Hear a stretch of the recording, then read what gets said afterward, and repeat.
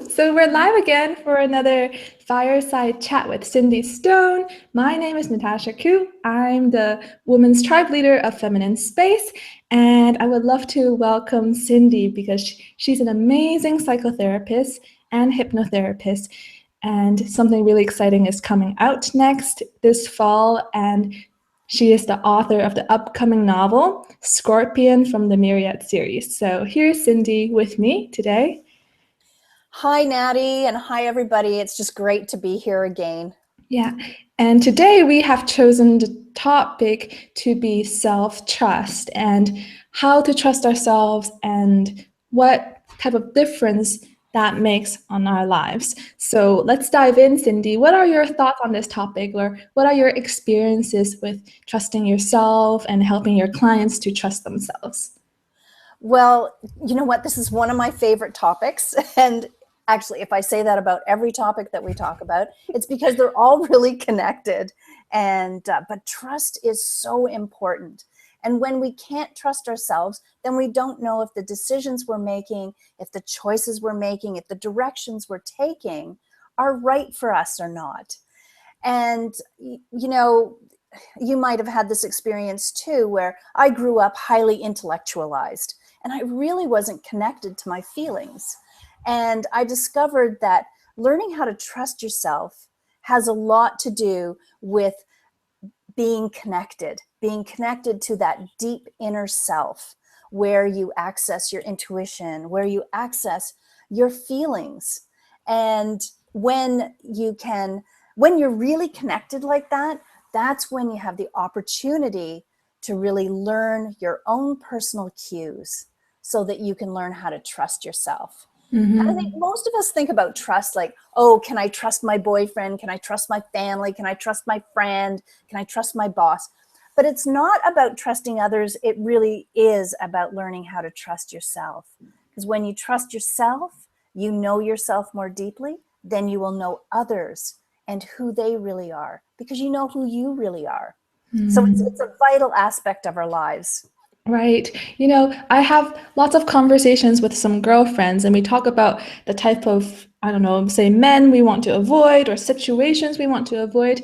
And when we repeat these kind of conversations, sometimes in the end, the conclusion I come to is that we need to trust ourselves, and what we're actually trying to hide from, avoid, is actually the bad decisions we make ourselves, not the other person. We just don't want to go down that path, which we know is bad to begin with. So I think that a lot of times it's a complete reflection on us and what's going on inside, and whether we can feel deeply enough whether this is good for me, this person's good for me or not, and this situation, is it right for me or not. And we can think all we want about what kind of man we want. Mm. But if we're not deeply connected to our feelings and to our internal cues, if we're not connected enough to that, oh, we'll just pick randomly because we won't have access to what our deeper selves know. And you know what? I spent years and years of my life, decades, not being truly connected to that. And that's why it became so important to me, because I was making decisions thinking that I was making Mhm. good decisions, but they weren't necessarily always the right decisions. And slowly, like, because this is an ongoing process, trust. It's not something like, oh, I have trust now. It's ongoing, it develops over time through knowledge, through the skills you evolve, and through the wisdom you create over time. Mm. As you become more in tune with your own personal unique cues, we have them, then the better we're able to know this is right for us or this is wrong for us, or this will be a good decision, or this won't be the best decision. And it's a natural process, trust. I mean, we're born trusting ourselves and our own cues. Oh, we're hungry, let's cry. And then as we think more, those cues get farther and farther away from us. And we have to bring ourselves closer and closer and closer to knowing and understanding those cues. And I think for myself, one of the first clear cue that I got in touch with was my dreams. Okay. And my dreams always led me to what my unconscious mind already knew, and my conscious mind did not want to know. So as time went by, I went, oh, if only I had listened to that dream, I would have known not to do that. Right. Or I would have done that differently. Right. It's not always that it's the wrong decision, but you could have done it a little bit differently. So all of these experiences have grown in me, and now I have a storehouse of cues that I can listen to. Like I get a niggling feeling inside when something's not quite right, or I've said something or done something that's just not right. A niggling. That's the only way I can describe it. Right. And for years, I barely could feel it. It was just very much at the very edge of my consciousness. Now I feel it. I know it's there. Now it's taken me a long time to get there. Perhaps I'm a slow learner, but I'm so happy now that I have learned all my small, unique clues.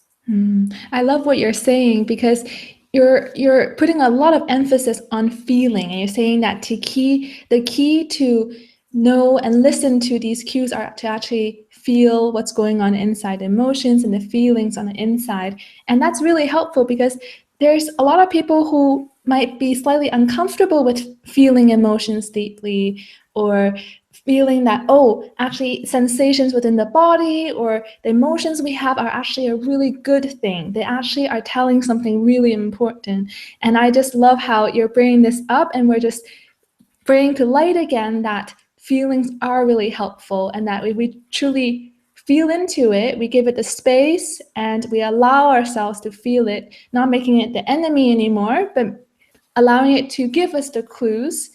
Then it opens up to, us being guided to the right situations, or us leading us to making the right decisions. Well, I like that you say making it a friend and not an enemy. And feelings are really interesting, because we have a lot of feelings that are not necessarily delivering our deepest truth. But what you said is so key, and I just want to bring it out and highlight it for people. It's the feelings that are connected to our physical sensations. Those are the ones that are going to deliver the most truth, because our body is reacting on the more deep unconscious level, where our feelings get wrapped up in our thinking, and we can get sort of sidetracked or distracted by them. And they're not always the right. So if we have a feeling of, oh, I hate that girl, I really dislike her, or I love that, that girl, she's great, or that guy, I want to marry him, whatever. Those are thoughts wrapped up into feelings, rather than those deep feelings where you go, oh yes, I am feeling really good with that person. I'm not getting any niggling feelings. I'm not getting any dreams that are alerting me to the things that I'm not consciously seeing, but my unconscious knows before my conscious. So there's a lot of distracting thoughts and feelings that you have to work through. And the more you do that, the more you get used to, and you get down to that clarity. And I think that's what we're all working towards and want, is that clarity of, can I trust this feeling? Can I trust this thought? That's when you get, okay, so this is a natural process, right? Totally natural to learn how to trust yourself. Yeah. And we start to struggle with the trust. We start to struggle with our decisions. And when we're struggling with it, we're not in a natural state. I'm finding now that I've really gone through this process of learning how to understand my cues, I have less struggle and more flow. Right. And that I find has been really helpful to me. When things are flowing, I can trust them.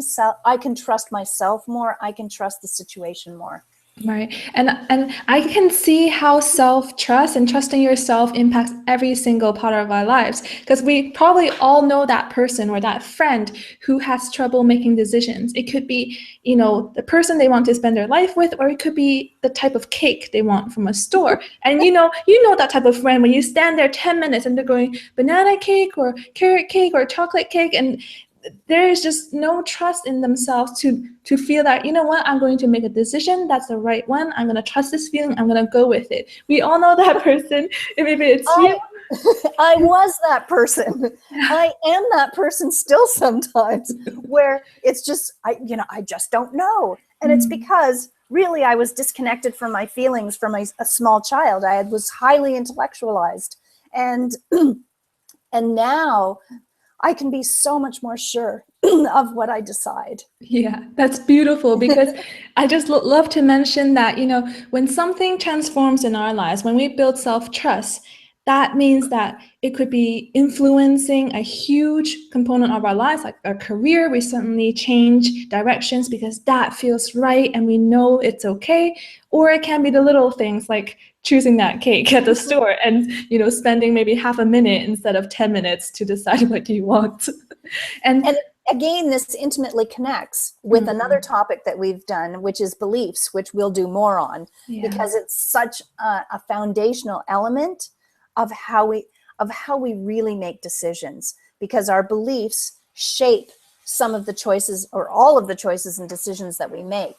Yeah. But then when we dive deep into trusting our unique cues and clues, we find more genuinely who we are at the deepest level. That's what's so wonderful about it. That is really beautiful. You described it so wonderfully. And I'm loving this chat because you're telling me your cues, and for everyone, they're different. For you, you really started beginning to trust your dreams and these messages from the unconscious, and also the feelings maybe inside your tummy when things aren't right. That nibbling feeling you said in the tummy, maybe, in the body. For me, or for some other people, it might be visuals. Or it could be a sudden, an idea or a thought suddenly overcomes you and it's very strong. Like, I have to do that. I have to do that. Like yesterday, I was out pretty late and then I needed to catch a ride home. And I could go two ways. I could walk up or I can go down and catch a bus. And a part of me was like, go catch a bus right now. I'm like, okay, who's saying that to me? But okay, let me do that. And I followed it and it was strong. It was inside of me and it was quite late. So I think the buses only came every half hour. And the moment I got there, I was maybe 1 second late. So I had to go a little quicker. But then the bus was right there waiting for me. So it can come in all these forms. So I don't know if you agree with me, Cindy, but to open ourselves to all sorts of sensations, may they be for your dreams or visualizations or gut feelings or sensations in the body, they are all cues. And for everyone, it might be different. Absolutely. Everybody has their own personal, unique cues. And the only way to find them is to slow down and listen for them. Because absolutely, some people hear it, some people see it, some people see colors and they know what they mean, some people have feelings. And the more cues you get to use, the better your decisions will be, and the more in touch with intuition. Like this, by doing this process, you actually generate and improve your ability for intuition and judgments. And yes, some people hear voices as if they are spirit guides, and that's great too. It's all depending on your own personal beliefs and how you hear and listen and feel. And there is only one route to this, and that is sitting with yourself and really listening and getting through the distracting thoughts that seem like feelings, real feelings, getting down to the genuine feelings or the genuine thoughts or the words that you hear that are clear in a different way than those critical thoughts. I think we've talked about that as well. The critical thoughts are those kinds of distractions that you don't want. Right. Oh, that's wonderful to have this distinction between the different voices and knowing which one is the one to trust, the one that comes from the core of you, really. Yes. So I would love to kind of wrap this up a little bit and say that if you're looking for the next steps, if you're thinking, well, what do I do with all this information? How do I begin to trust myself? Of course, practice this throughout the day, but Cindy also recorded an amazing hypnotic meditation for you. So if you want to kind of dive into your unconscious and start listening and trusting, getting used to the messages, then Cindy has that guide for you, which you can download just in the description. It's right underneath the video. And Cindy, do you have any last thoughts or any gold nuggets that you can leave people with on this topic? Oh, the best nugget that I've ever found is when you begin to really listen to yourself at your core, then there will be less struggle and more flow. And nothing is more beautiful than that. That is wonderful. And I would love to end with a question for you, which is, what is the biggest difference, or what is the biggest benefit or change in your life now that you trust yourself more than before? Well, less struggle and more flow, that's for sure. A deeper sense of connection with myself and with other people.